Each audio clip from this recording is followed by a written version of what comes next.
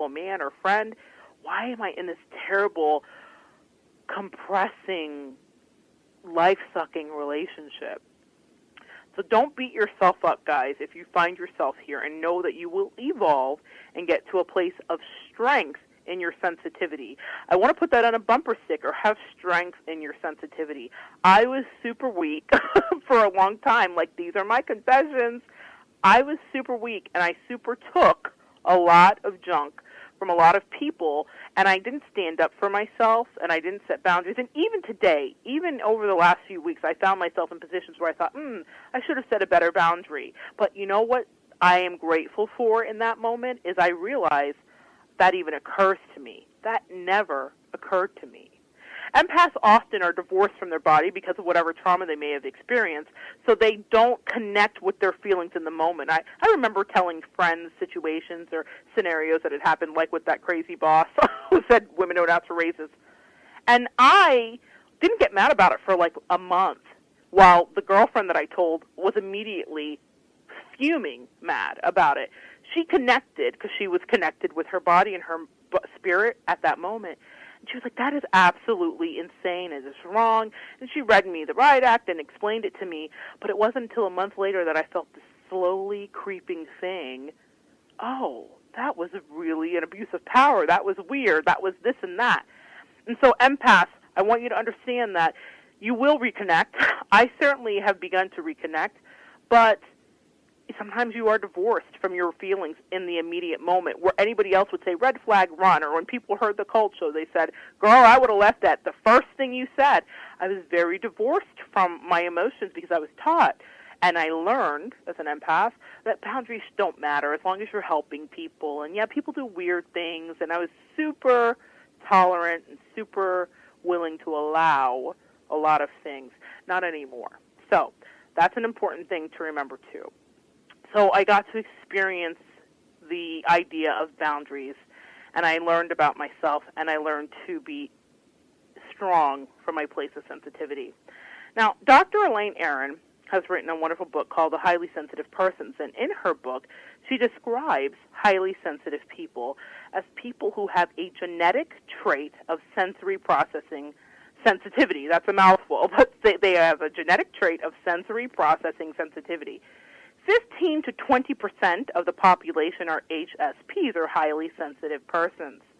And she has this wonderful acronym to help you remember, and it is DOES. And so it stands for D, which is depth of processing. As HSPs, we have a phenomenal ability to deeply process and analyze. The O stands for overstimulation, because we get quickly overwhelmed by the world around us. Now, I definitely can relate, and I want to say this. In my life, the most productive I have ever been thus far has been in this moment, where I have been able to build a thriving clientele via word of mouth, as well as having the opportunity to independently contract for the work that I do. And my point is that having removed myself from the world at large makes me much better at my job. It makes me a much better Monette, period, because I'm able to feel my feelings without being encumbered by the onslaught of the energy around me. Now, recently, I was just out in the world. Like I said, I was traveling, and I spent time, and I was at a graduation for this beautiful young woman who's 23, just turned 24, I think, and she's a doctor, and I'm just so impressed. I want to be her when I grow up. And I got to spend time with old friends, and that felt like family, and have great conversations into the morning, which I haven't done in years, and it was wonderful. But what I realized is that, wow, I really need time away to process and decompress, because all that energy, I'm always analyzing everything that's going on in those moments. And that is what highly sensitive people do. And it's very important to decompress. So the way that I work now, the manner in which I work, the way that I allow myself to be around people for shorter amounts of time is the best thing that I ever have done for myself. I had a friend that once said to me, Monette, you cover 50 county miles in 50 minutes or something like that, because I was always on the run. I think I was scared of my gifts, and I was scared of tuning in, and so I kept myself insanely busy to avoid feeling my feelings. Now things have really slowed down, but isn't it amazing and ironic that things in my life and career-wise have incredibly picked up because I have the energy to devote to it, and I also am hearing clearly about what I should be devoting. So that's something I wanted to touch on there in regards to that overstimulation. Empaths, intuitives, and psychics, if you are listening, pull yourself out of the fray. Pull yourself out of the cacophony of the world and find out how quickly you get really grounded and in tune with what you are supposed to be doing and what your truth is. So I'm not saying that everybody has to do what I did, but my point is that having removed me makes me much better at my job, like I said, because I'm not around the onslaught. For me, it has been a vital piece in my sanity and my career puzzle. And lastly, the S stands for the awareness, or excuse me, we're missing the E. The E stands for empathy. So that's just about the way that we're feeling and understanding everything. And the S stands for the awareness of subtleties. Wow, this is one that I really love. And we'll talk about that in a minute more, but HSPs are like finely tuned sensors, and we are able to pick up on the most minutest things. I'm talking to people, and I'm watching when they cross their arms, because what being an HSP means for me, or being an empath, or whatever you want to label it, means is that I'm picking up on the tiny nuances. If I come into a room and you're playing music loud, I'm paying attention to that. That means you don't want to talk. You may not say it to me. I hear it. I feel it. If I'm talking to you or I'm observing people talk and I see the arms get crossed, body language basics, I understand you're protecting yourself while wanting to maybe extract something or something else. So I'm paying attention to the nuances, and in my life too, it's important to be aware and know that these things are happening, because they are. There's sometimes things that people don't always pay attention to, and there's sometimes things that people would say, Monette, you might be reading too much into that, but I've made my living reading too much into things, and I've learned to trust my voice and my intuition, and I'm right. Not always, but most of the time I'm right, and you're right too. That's what I want you to leave with today, understanding that this isn't about me. This is the show. We're talking, and I'm on it, but this is about you trusting yourself and knowing when you're right and not second-guessing that moment when you're right. So pay attention to the awareness of the subtleties. That's something that I do, and it has made me a better reader across the board. And I do readings via Skype and over the phone, so I'm not always seeing, I do readings by chat as well, so I'm not always seeing my clients. I don't get to hear the voice inflection. I can't do a cold reading. I'm really having to tap into that intuition, but there are subtleties in everything. So pay attention, guys.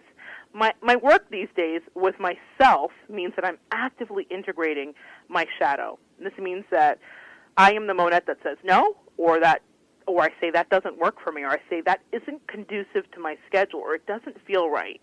I was always terrified to do that, guys, and can I say I'm proud of myself for doing it now? I do it. I think about it. It occurs to me without being coached or talked to. Now, I still have friends I talk to, and we, pass things back and forth, and that's what friendships are about. But I feel those things authentically in myself before I ever sometimes bring it to anybody or say, hey, what do you think about this? Like we all do.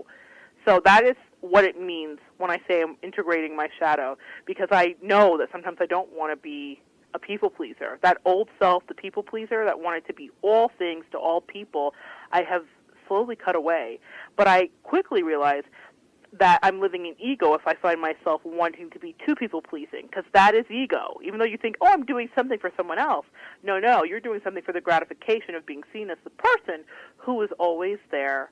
And that is an ugly, honest truth about empaths and intuitives. We don't like to admit it, but that's the truth. And I've stopped that.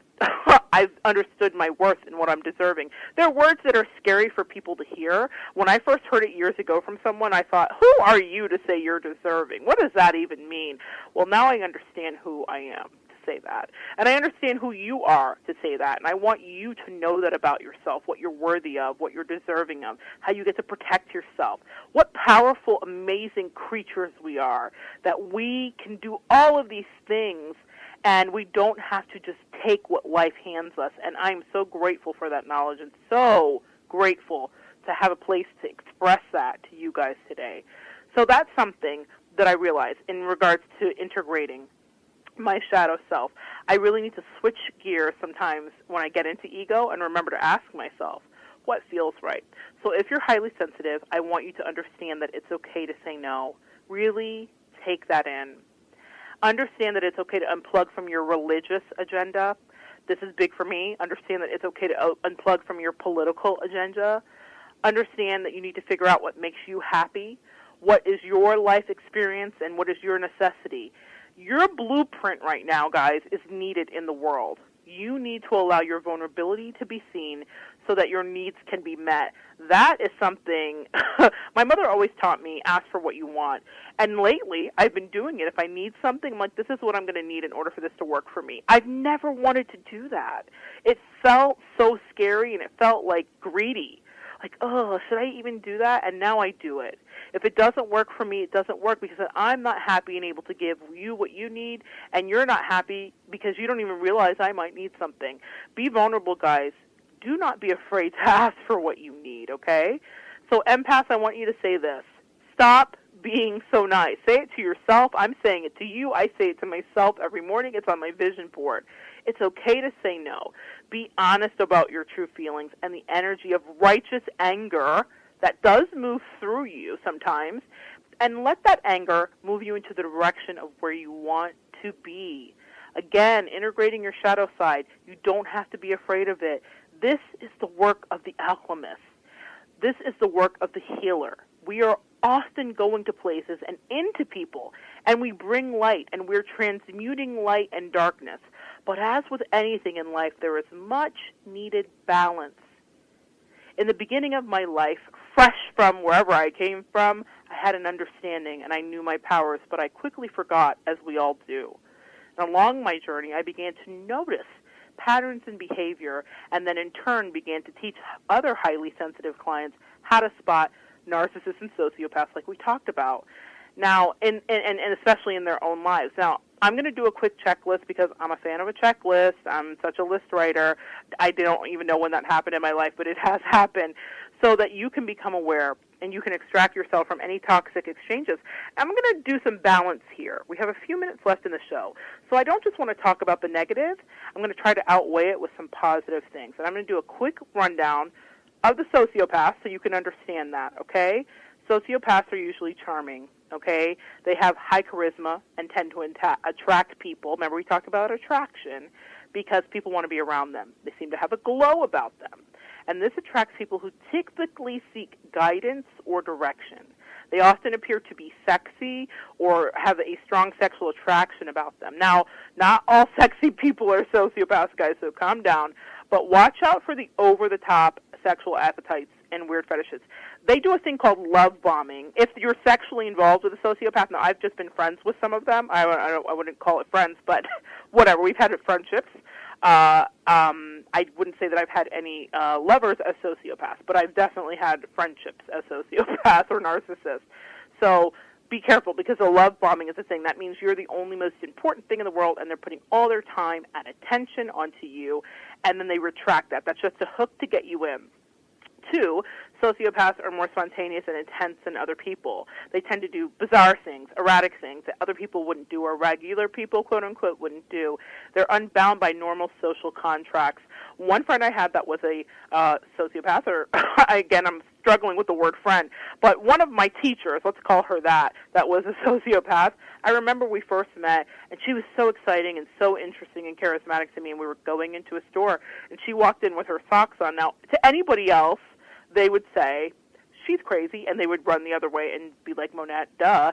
But she was very attractive, and she looked very well kept, but she was just like, I don't want to wear socks. And then I noticed that pattern in her life for the rest of the time that we were involved, is that she broke all the rules. She never followed any of the work. She never did anything normal, ever. It was always extreme. She was always fighting. She was always defending. So that's something to notice with the sociopath. Sociopaths are incapable of feeling shame, guilt, or remorse. They also invent outrageous lies about their experiences. Watch out for that. They seek to dominate others and win at all costs. one of my experiences with that sociopath was that she was incredibly cutthroat. We would call it 9/11, meaning she would just go for your jugular, and she would absolutely like do the worst thing that you could imagine, and it wouldn't be called for. It was very much like